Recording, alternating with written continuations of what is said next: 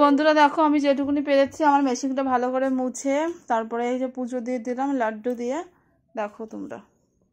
তো বন্ধুরা তোমরা সবাই কেমন আছো? আশা করি খুবই ভালো আছো।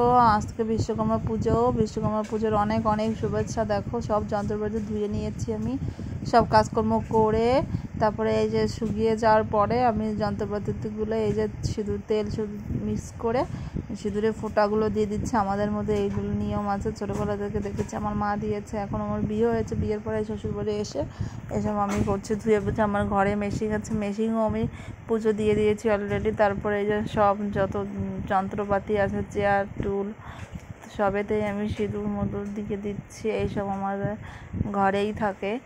দেখো তোমরা এই বিশ্বকর্মা পুজোয় কী করছো না করছো সব বলো। আমার ভিডিওটি কেমন লাগলো সেটিও বলো কমেন্ট করে।